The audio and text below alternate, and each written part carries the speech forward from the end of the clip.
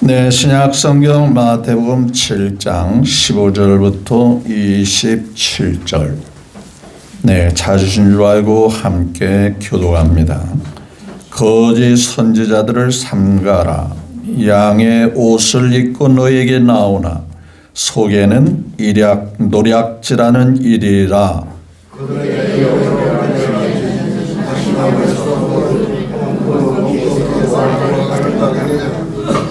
이와 같이 좋은 나무마다 아름다운 열매를 맺고 못된 나무가 나쁜 열매를 맺네하니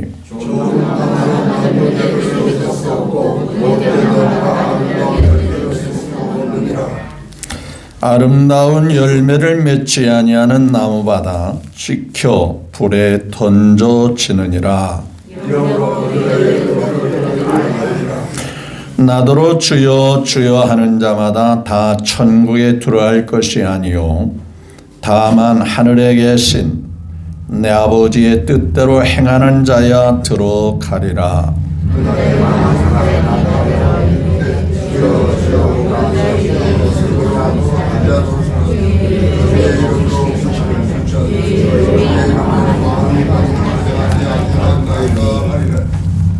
그때에 내가 그들에게 밝히 말하되 내가 너희를 도무지 알지 못하니 불법을 행하는 자들아 내게서 떠나가라 하리라.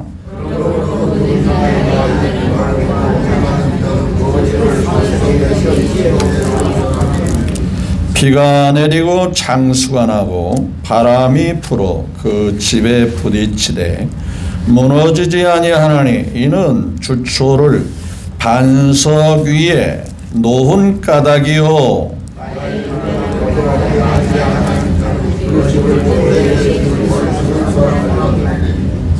다같이요 비가 내리고 장수가 나고 바람이 불어 그 집에 부딪힘에 무너져 그 무너짐이 심하니라. 아멘.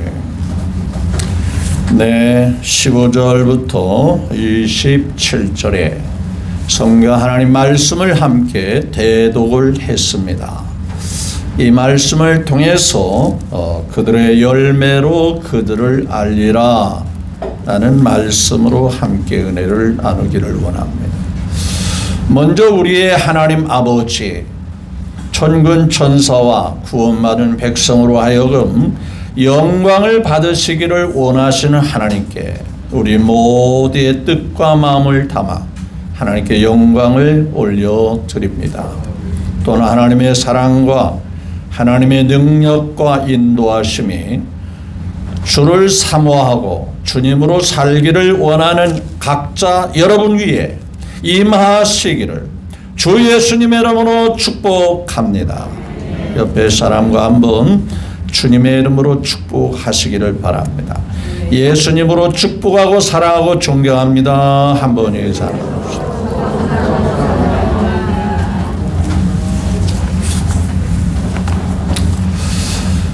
네, 아무쪼록 반갑습니다. 지난 주일날은 구원의 확신과 인도의 확신을 가지고 살자. 새해를 맞이했으니 내가 구원받은 사람이라면 사람이 자고로 태어나야 뭐 좀 부모가 도와줄 거 아니에요. 태어나기도 전에 뭘 할 수가 없잖아요. 영적으로 태어났다고 하는 것은 구원받았느냐 하는 얘기죠. 하나님의 자녀가 됐느냐 하는 거예요. 그걸 누가 가르쳐주냐? 본인이 확신해야 돼. 그래서 구원의 확신이라는. 난 구원받았어. 나 하나님의 자녀가 됐어. 나는 하나님 앞에 내 죄가 깨끗하게 해결받았어. 이거에 대해서 긴가민가 하면 신앙인으로 인정할 수가 없어요. 왜냐? 성경을 안 믿는 사람이거든요. 누구든지 예수 믿으면 구원받을지 나중에 점수 매겨가지고 그때 가서 말하리라가 아니죠. 그렇죠? 예수 믿으면 멸망하지 않고 뭐라 했어요? 영생을 얻었다라고 말씀하셔요. 그렇죠? 죄가 단번에 해결되었다라고 말하죠. 하나님 앞에 가로막힌 죄가 해결됐다면 거칠 게 없어요. 장애물이 없어진 거예요. 당연히 하나님 앞에 나갈 수 있고 하나님과 관계가 좋은 관계일 수밖에 없어요. 그래서 구원의 확신을 가진 자는 하나님의 자녀가 된 자이기 까닭에 하나님은 그런 사람을 끝까지 인도하신다는 거예요. 그렇죠? 인도의 확신. 2024년도 때마다 일마다 인도하시는 주님이시다. 그분이 인도가 왜 귀하냐? 찬송가 가사에 있듯이 나의 갈 길 다가도록 예수 인도하시니 내 주 안에 있는 긍휼 어찌 심하리요. 믿음으로 사는 자는 하늘 위로 받겠네. 무슨 일을 만나든지 뭐예요? 그래서 그분의 인도를 그렇죠. 여러분 양이라고 하는 이 동물은요 눈이 어둡고요 약합니다. 다른 짐승들에게 속수무책 늘 당할 수밖에 없는 연약한 동물이에요. 그럴 때 양에게는 절대적으로 항상 누가 필요하냐? 목자가 필요한 거예요. 근데 성경은 저와 여러분을 가리켜 양이라고 말합니다. 양. 그렇죠? 양. 어린 양 같다. 그렇단 말이죠. 따라서 우리에게는 나를 인도하고 보호해줄 목자가 있어야 되는 거죠. 그분이 누구냐? 우리가 믿고 의지하는 예수님이시다는 거예요. 이 하나님, 이 예수님의 인도를 받은 다윗은 여호와는 나의 목자시니 뭐라 했어요? 내게 부족함이 없다고 했어요. 왜 그런가 봤더니 이런 상황 저런 상황 속에서도 내가 해가 되지 않고 또 언제나 우리는 푸른 초장으로 인도하셔. 쉴만한 물과 같이 하나님이 목자를 양을 골탕 먹이는 목자는 없잖아요. 정말 적어도 좋은 목자라면 양을 얼마나 챙기고 아낍니까? 그죠? 요즘 동물 보호단체도 동물을 얼마나 아껴요? 유기견을 다 보듬어가지고 그를 잘 보살피고 키울 사람에게 입양을 보내기도 하고 그러잖아요. 하물며 우리 주님이 선한 목자이신데 뭐가 문제가 되겠어요? 내가 확신하노니 사망이나 생명이나 또한 어떠한 환난이나 곤란이나 어떤 무엇도 우리와 하나님의 사랑 관계를 그 끈끈한 사랑의 줄을 끊을 자가 있다 없다? 없다. 이 지난 시간에 주신 말씀이에요. 한번 뒤돌아보기를 위해서 말씀을 다시 반복해 보았습니다. 자, 오늘 말씀은 이렇게 말씀하죠. 20절을 함께 보겠습니다. 이러므로 뭐라고 그랬죠? 네, 그들의 열매로 그들을 알리라. 네, 무슨 얘기예요? 나무가 좋은지 나쁜지는 뭘로 평가받을 수 있다? 열매로 평가받을 수 있다. 그 말이죠. 혹간 듣기 싫은 얘기 같기는 하지만은 세상 사람들이 이렇게 얘기하는 것을 종종 듣기도 하죠. 위선자들을 보려면 교회 가봐라. 그런 말을 들어요. 매우 우리에게는 기분 나쁜 소리인데 또 그러나 그 말을 우리가 곱씹어서 한번 뒤돌아봐야 할 그런 음성일 수도 있겠다 하는 생각을 가져보는 거예요. 왜 그러냐? 안 믿는 사람이 아예 제쳐놓았다 치더라도 제껴놨다고 치더라도 그들이 교회 다니는 사람만큼은 뭔가 배울 점이 있고 본받을 점이 있고 존경할 부분도 있을 거다. 근데 막상 대해봤더니, 막상 가까이 해봤더니 전부 이선자들이더라. 물론 이 자리에 있는 여러분들은 그렇지 않으리라고 저는 믿어 의심치 않습니다.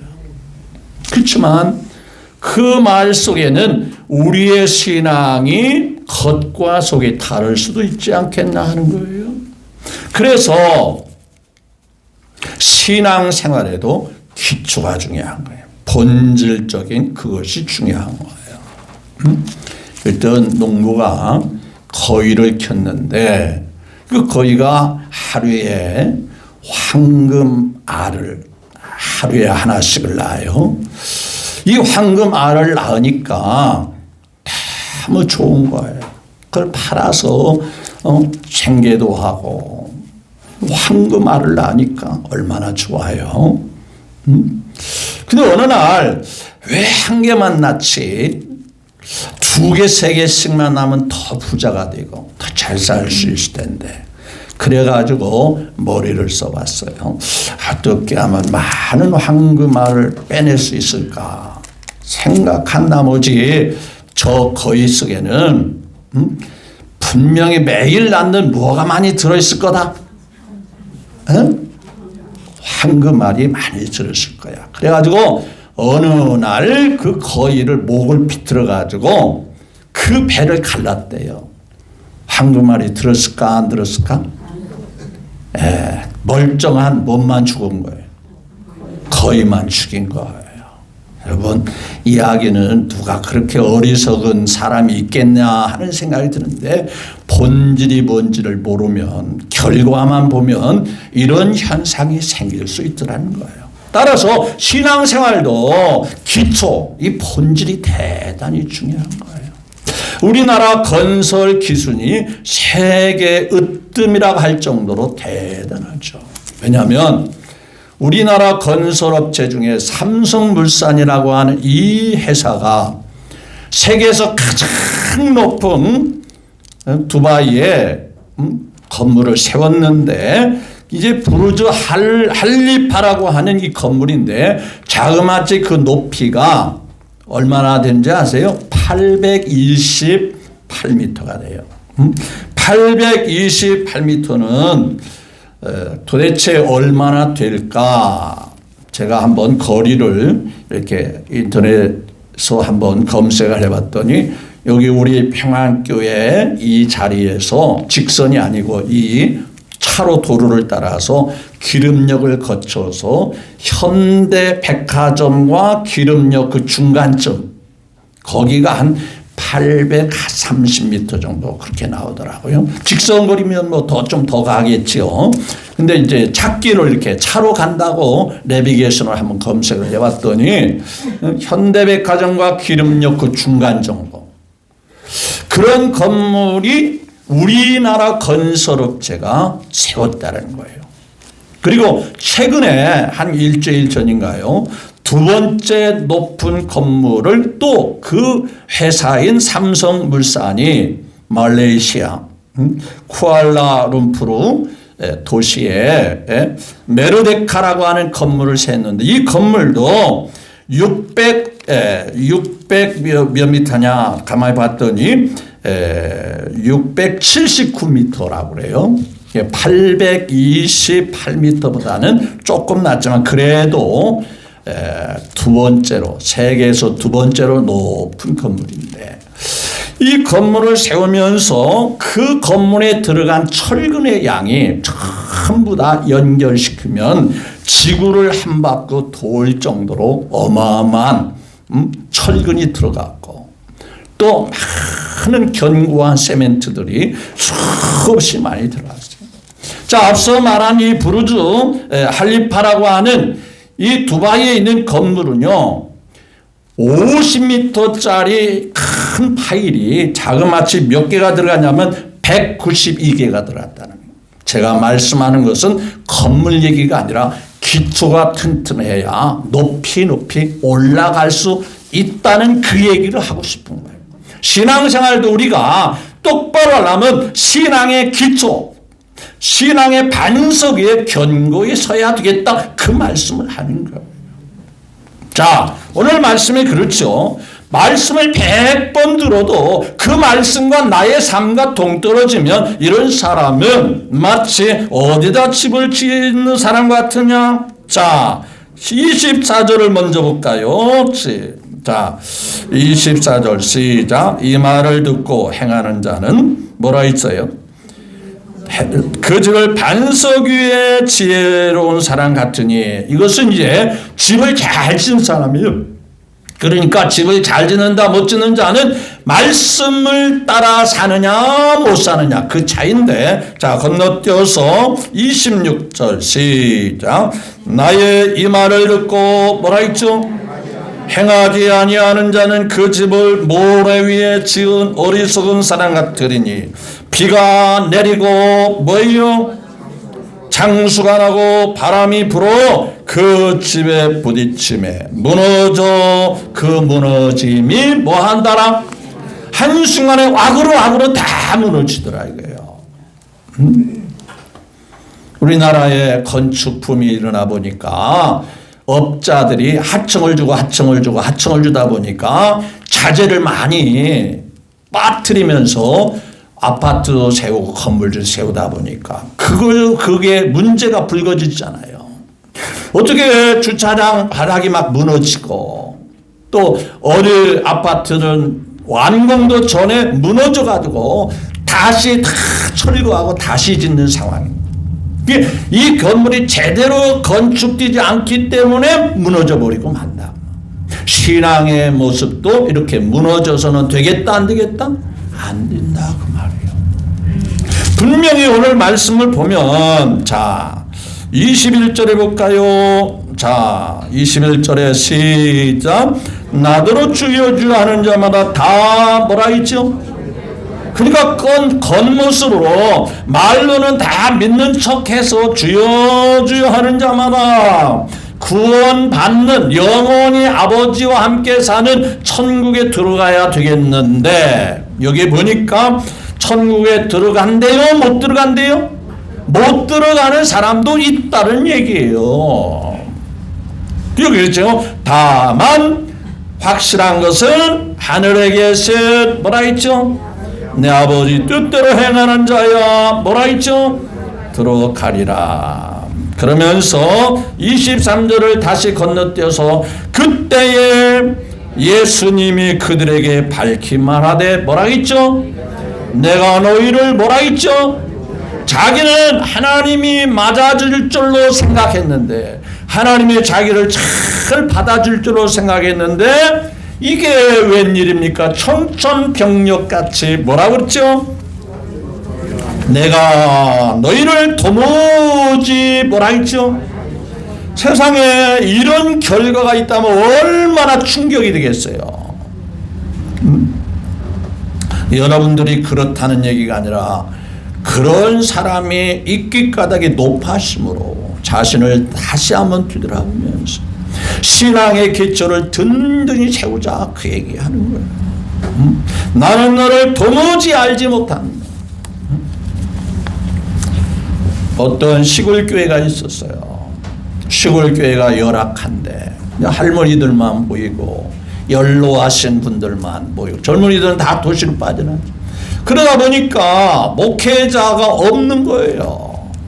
근데 어떤 목회자가 은퇴하고 젊은 목회자나 다른 목회자가 가지 않으니까 그 시골 교회에 가서 그래 목회자가 없으면 은퇴한 나 같은 사람이도 가서 말씀을 나누면서 신앙생활을 이어갈 수 있도록 해야 되겠다. 그래서 가서 상황 파악을 하면서 주일날 말씀을 드렸어요. 자, 말씀을 드리는 그 말씀의 내용이 하나님 사랑하고 이웃 사랑합시다 하는 말씀을 전했어요.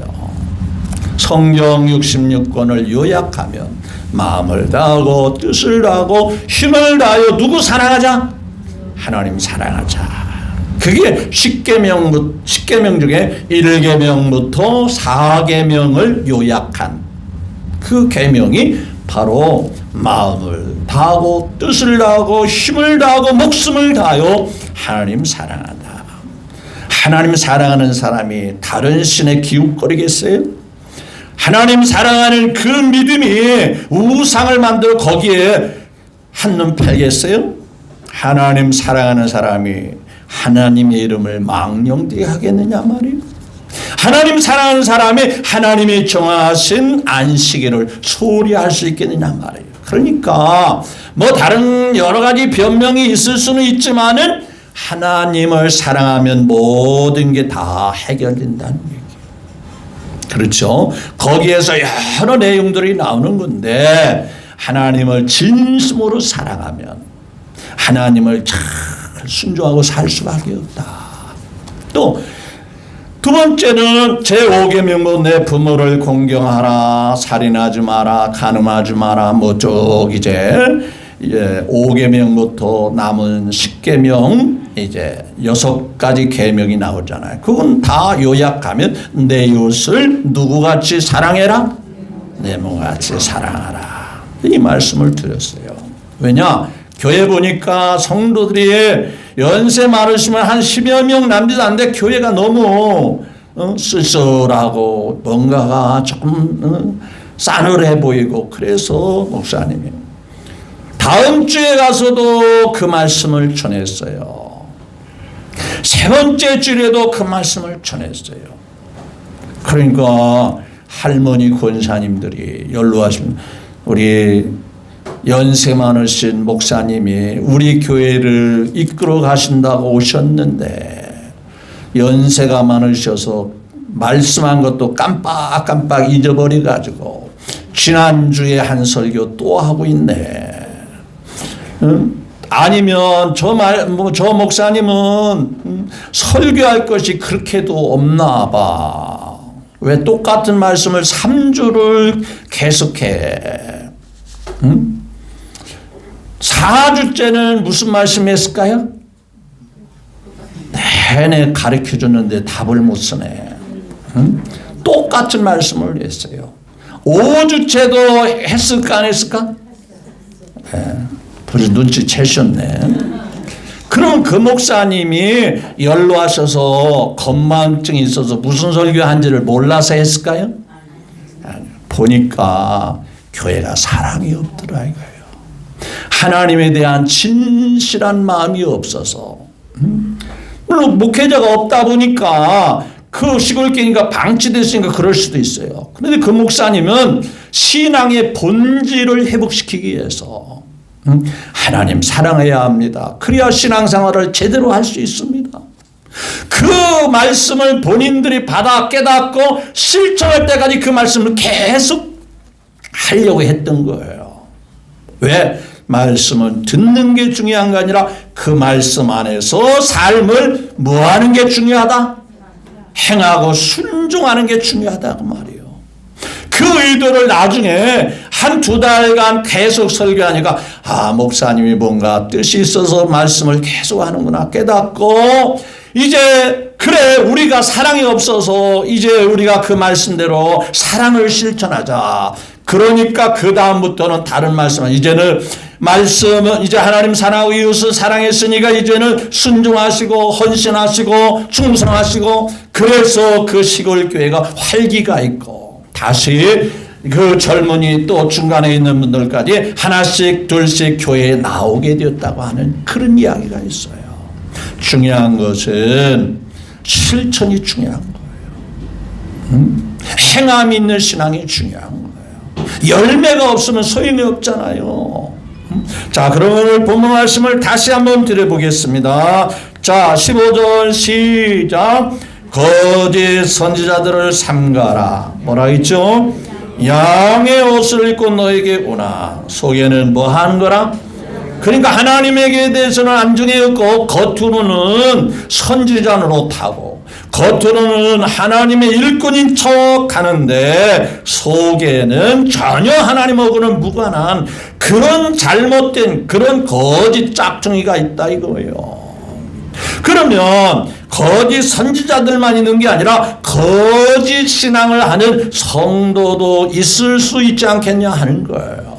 겉과 속이 다른 사람들 말이에요. 두 번 16절 시작. 뭐라 했죠? 그들의 열매로 그들을 알지. 가시나무에서 나무가 가시나무인데 뭘 따겠어요? 포도를. 또 엉겅퀴 나무에서 뭘 따겠느냐? 그 나무 자체가 다 쓸모없는 나무인데 그런 나무에서 무슨 좋은 열매를 기대할 수 있겠느냐 하는 거예요. 가시나무인데 모양이 나무 자체가 가시나무인데 좋은 열매를 기대할 수 있겠냐? 또 엉겅퀴 같은 그런 나무, 그런 식물에서 어떻게 무화과라고 한 아름다운 열매를 거둘 수 있겠느냐 그 말이죠. 그러면서 17절의 결론이 뭐냐? 이와 같이 원리가 그와 같이 뭐예요? 좋은 나무마다 뭐라 했죠? 아름다운 열매를 맺고 못된 나무가 뭐라 했죠? 나쁜 열매를 맺나니. 한마디 말하면 좋은 열매를 맺는 나무는 어떤 나무더라? 좋은 나무고, 또 나쁜 열매를 맺었다면 그 나무도 무슨 나무였더라? 나쁜 나무였더라 하는 거예요.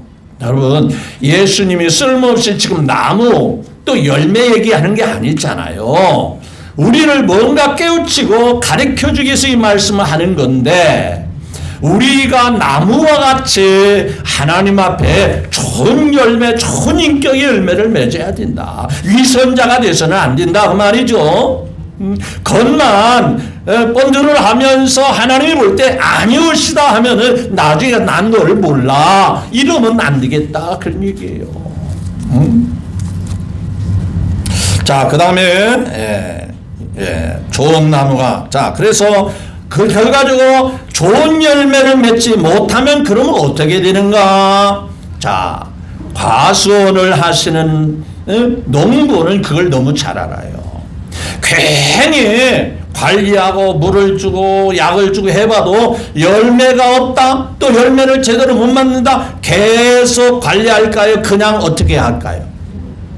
사정없이 어떻게 하겠어요? 자, 그게 이제 19절에 나와요. 19절 시작. 아름다운 열매를 맺지 아니하는 나무마다 지켜 뭐예요?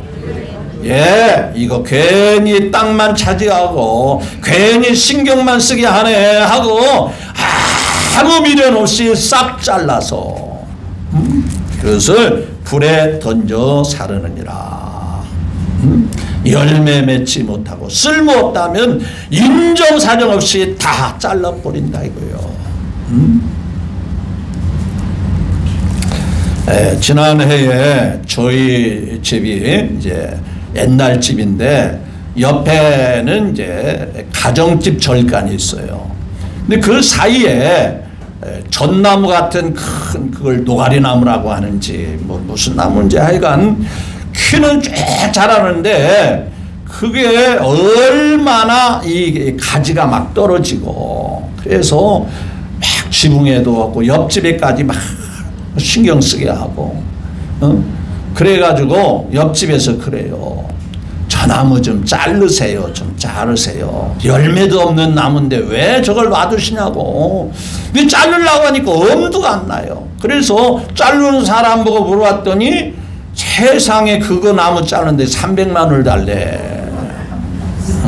나무를 사는 것보다 훨씬 비싸. 그 왜 그렇게 비싸냐고 그랬더니 저거 자르다가 잘못하면 죽을 수도 있잖아요. 그래서 생명수당까지 합해서 300만 원을 받아야 되겠다. 내가 300만 원 있을까 없을까? 설령 있어도 그런 거 주면서 나무 자를 수는 없잖아요. 그래서 어느 날 눈 감고 주여 믿습니다 하고 내가 올라갔다는 거 아니에요. 그래가지고 그 나무를 다 자를 수는 없으니까 위에서부터 막 가지를 그냥 싸그리 잘라가지고 내려왔더니 옆에 있는 그 스님이 뭐라 그러냐, 야 대단하십니다 그러더라고. 그래서 나 300만 원 벌었어요. 그랬는데 그 나무를 다는 안 잘랐어도 가지를 다 자르니까 그냥 저절로 죽었어요. 그랬더니 그 옆에 있는 분이 너무 좋아라 하더라고요. 여러분, 제가 그 나무가 열매를 잘 맺는다든가 열매가 좋은 열매면 잘랐을까 안 잘랐을까? 절대 안 자르지요. 내가 머리가 얼마나 좋은 사람인데. 그 열매도 없고 자꾸 다른 집까지 옆집까지 지장을 주고 뭔가 좀 불평을 주니까 사정없이 잘라버린 거예요. 그럼 그 나무는 죽은 거예요. 여러분, 하나님 앞에도 열매가 없다면 하나님께도 인정사정 없다는 거예요. 성경에 세례관도 도끼가 나무에 나무 뿌리에 놓였으니 열매에 맺지 않은 나무는 찍어서 그 나무를 불에 살라버리겠다. 안 믿는 사람이야 볼 것 없지만은 예수 믿는 사람은 예수님을 모시고 사는 인격이 있어야 되잖아요. 성경은 그 열매를 성령의 열매, 사랑, 희락, 화평, 오래 참음, 자비, 양성, 충성, 온유, 절제 9가지 열매. 또 빛의 열매는 착함과 진실함과 의로움에 있다라고 말하는 거예요. 그러니까 한마디로 이것은 여러 열매를 단어로 표기하기는 하지만 예수님을 닮은 모습을 보이며 살아라 그 말이에요. 네 안에 예수님이 있다며, 네 안에 예수님 모시고 산다며, 그렇다면 예수님이 어떤 인격이고 어떤 성품인지는 너 자신도 드러내면서 살아봐 그 얘기예요. 그래서 앞서 말한 같이 이러므로 20절에 시작, 이러므로 그들의 열매로 그들을 알리라. 열매로 그들의 상태를 알게 된다고 말이에요. 여러분, 많은 다수 중에요, 종교가 무엇이냐라고 물으면 어렸을 때 주일학교도 다니고 어렸을 때 교회 학교도 다니고 학생부도 하고 그래서 뭐라고 종교란에 말하겠어요? 기독교라고 말하겠어요. 그런데 어떤 사람은요, 군대 가서 훈련할 때 힘드니까 교회 가니까 막 초코파이를 주고 우유를 주더라. 그래가지고 교회를 몇 주 나갔더니 글쎄 교회에서 막 세례를 줬어요. 근데 이제 군대 자대에 배치를 받고 남은 2년 동안 군 생활을 하면서 교회를 한 번도 안 나간 거예요. 그런데 나중에 결정적인 순간에 제대하고 난 다음에 당신의 종교가 뭐냐 그랬더니 군대 때 뭘 받아가지고? 세례를 받아가지고 뭐라고 했겠어요? 나 기독교입니다. 물론 세례 받은 게 긍정적인 효과도 있어요. 그렇지만 하나님의 관계를 맺지 못하고 살면 그는 쭉정이와 같은 거고요, 좋은 열매를 맺은 사람으로 볼 수가 없는 거예요. 그런 유형의 사람들을 일컬어서 좋은 열매 맺지 못하는 쭉정이와 같은 사람이다, 그렇게 말씀하는 거예요. 자, 그러면서 입으로는 주여 주여 아쉬울 때, 피로할 때, 내가 도움을 받기를 원할 때 주여 주여 하면서도 그렇다고 해서 내가 교회를 몇 주 혹은 몇 년 안 빠지고 다녔다고 해서 하늘에 갈 수 있겠냐? 그거 아니다. 그 얘기를 지금 예수님이 직접 하고 있는 거 아니에요? 자, 그러면 다시 11절 시작. 나더러 주여 주여 하는 자마다 다 천국에 갈 것이 아니고 다만 하늘에 계신 뭐예요? 내 아버지 뜻대로 행하는 자라. 여기 뭔가를 순종하고 행해야만이 천국 가는구나. 그 얘기의 의미가 그런 뜻이 아니에요. 예수님을 모시고 사는 삶을 행함으로 보여줘야 된단 말이에요. 뭘 열심히 하고 뭘 열심히 봉사하고 충성하는 게 아니고 예수님을 모신 사람다운 행함을 보여줘라. 그게 아버지 뜻대로 하는 거예요. 아버지께서 우리에게 예수님 보내주신 것은 예수님을 옆에서 구경만 하고 믿는 척 하라는 게 아니라 아예 모시고 살아라. 세상 끝날까지 항상 동행하고 살아라. 이것을 우리에게 주시는 거예요. 그래서 로마서 8장에 보면 성령이 없는 사람은 예수님이 성령 우리 안에 오셨는데 그 성령이 내 안에 없는 사람은 그리스도인이 아니다 라고 말씀하시기도 하고, 또 다른 구절에서는 하나님의 아들이 자녀가 아니다 라고 말씀을 하고 있는 거예요. 그래서 예수 믿는 것은, 교회 다니는 것은 당연하지만 그 이전에 예수님을 모시고 살아야 되는 거다 그 말이에요. 여러분 안에 주님이 계심을 믿으시면 아멘. 요한복음 1장 12절에 말씀하시죠. 영접하는 자, 영접한 자, 곧 그가 믿는 자다. 그 말이죠. 영접하는 자, 곧 믿는 자는 하나님의 자녀가 되는 뭐가 따르더라? 자녀, 권세가 따르더라 이 말이에요. 그러니까 믿는 것과 영접해서 주님과 함께 사는 것은 동일한 의미와 뜻이다 그 말이요. 그런데 그날에 마지막 심판 때, 마지막 모두가 주님 앞에 서야 할 때가 올 것인데, 그날에 22절에 시작.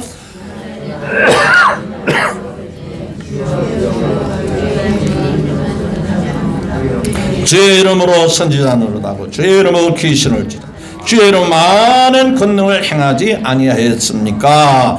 그때에 예수님 뭐라 그랬대요? 23절에 그때 내가 그들에게 밝힌 말하되 내가 너를 뭐라 했죠? 도무지 알지 못하니 불법을 행하는 자다 내게서 뭐 해라? 근데 여기서 이 말씀을 묵상해 보면은요, 하나님 앞에 어떤 일을 많이 하는 것보다 제대로 관계를 맺고 예수님과 본질적으로, 기본 본질적으로 주님과 관계가 확실해야 된다 이 말이에요. 우리는 주님 앞에 많은 일을 하면 하나님께 점수를 딸 것 같은 착각 속에 빠지는 거예요. 그런데 여러분, 사기꾼들도 겉으로는요, 그 사람의 이름을 도용하기도 하고 그 사람의 이름을 빙자해서 자기의 뜻을 이루는 사람 많아요. 그런데 나중에 봤더니 전부 가짜예요, 가짜. 거짓 선지자들이 그럽니다. 예수님 이름만 쏙 빼먹는 거예요. 그 이름을 빙자해서 많은 일을 하는 것 같이 보여요. 그런데 예수님하고는 전혀 무관한 그런 사람을 소위 이단이라고 하기도 하고 사이비 종교라고도 하죠. 그런 사람들은 나름대로 하나님의 이름을 팝니다. 예수님의 이름을 팔아먹습니다. 그런데 하나님하고는 전혀 무관한 사람들이 혹 있더라는 얘기예요. 그런데 그날에 주님 앞에 마지막에 계산할 때가, 마지막 결산할 때가 올 것인데 그 주님께서 그들에게 뭐라고 말씀? 나는 너를 도무지 알지 못한다. 그러므로 이제 그 뒤에 있는 말씀을 넘어갑니다. 그래서 우리는 말씀을 듣는 자가 귀한 자가 아니라 그 말씀 안에서 믿음을 지키며 사는 자가 중요하다. 그런 사람이 반석 위에 집을 세운 사람과 같다라는 얘기예요. 자, 24절. 그러므로 누구든지 그게 목사님이 됐던 장로님이 됐던 권사님이 됐던 이 말을 듣고 뭐하는 자는? 행하는 자는 그 집을 어디다 지은 지혜로운 사람 같다? 여러분, 베드로는 주님의 능력을 체험할 때 어느 때 체험했냐면요, 자기 경험이나 자기의 어떤 지식을 다 내려놓고 주님이 하라는 그대로 주여 말씀대로 그리하겠습니다 라고 할 때 하나님의 그 말씀이 확실하고 분명하심을 경험하게 된 거예요. 이를테면 밤이 맞도록 고기 잡으려고 그렇게 힘쓰고 애써봤지만 고기 못 잡았잖아요. 경험이 짧은 것도 아니잖아요. 바다를 늘 훑고 다니는, 바다를 샅샅이 헤집고 다녔던 베드로, 자기 노력과 경험을 총동원해서 고기 잡으려고 하지 않았겠어요? 뭐 놀듯이 대충 고기 잡으려고 했겠어요? 그 밤중에? 그런데 다 그래서 밤늦도록 밤새도록 고기를 잡으려고 힘써봤잖아요. 그런데 그때 주님이 오셔서 베드로야 고기 잡았냐? 없는데요. 깊은 데 가서 그물을 내려봐라. 그랬더니 말도 안 되는 소리 하지 마세요. 내가 더 경험이 많고 내가 더 지식이 많아요. 뭐에 대해서는? 고기 잡는 것에 대해서는 내가 그런 사람입니다 라고 생각할 수도 있겠지만 베드로는 그렇지 않았어요. 따라서 합시다. 주의 말씀에 의지하여 그대로 순종하겠습니다. 고기 잡았어요? 못 잡았어요? 머리 쓰면 안 돼요. 머리를 굴리면 안 돼요. 내 생각 안 맞네? 시대하고 안 맞네? 과학적으로 안 맞네? 생물학적으로 이게 안 맞네? 여러분, 성경을 놓고 보면요, 우리의 상식이나 어떤 이론은 안 맞는 부분이 너무 많아요. 그런데 그게 누구의 말씀이기에? 전능하신 하나님의 말씀이기에. 그렇죠? 취사 선택을 해서도 안 돼요. 마태복음 24장 35절에 천지는 없어지겠으나 내 말은 1.1획이라도 점 하나라도 점을 떼면은요 이상한 의미가 돼요. 제가요 이번 지난주에 노예 모임을 가서 한타에 말씀을 전하는 시간이 있었거든요. 말씀을 전하는데 뭐 성도들에게 전하는 것은 늘 가볍고 편안한데 목회자 한 60여 명을 모아놓고 목회자를 대상으로 말씀을 조금은 신경이 쓰이지 않겠어요? 그래서 제 이름을 어느 시간에 임병복 목사님이 그 말씀을 전하도록 순서지가 나왔어요. 딱 훑어보니까 다른 목사님은 전부 다 이름 뒤에 목사라고 썼는데 나의 이름 뒤에는 묵사라고 썼더라고. 묵사. 왜 하필이면 다른 목사님은 목사님인데 나는 묵사야. 그래서 제가 딱 서서 그랬어요. 여러분, 오늘 누가 순서지를 작성했는지 그분에 의하면 저는 묵사가 됐습니다. 그러니 오늘 말씀을 전할 때 묵을 써도 괜찮은 것은 묵사라고 썼기 때문에 내가 묵을 쓸 수도 있으니까 묵도 잘 먹으면 맛있어요? 맛이 없어요? 묵 안 드셔보셨어? 맛있잖아요, 묵도. 그래가지고 묵을 써도 괜찮을 것으로 생각이 됩니다. 저가 말씀을 전할 때 죽이 됐든 묵이 됐든 아멘만 하면 아마 그 묵이 맛있을 것 같습니다. 말씀이 은혜가 될 것 같습니다. 그랬더니 아멘 하면서 나중에 봤더니 사회자가 딱 나와서 오늘은 죽을 쓰고 묵을 쓴 게 아니라 금을 써서 준 겁니다. 아멘이 뭔 얘기가 잘 이해가 안 돼서 아멘이 안 나오네.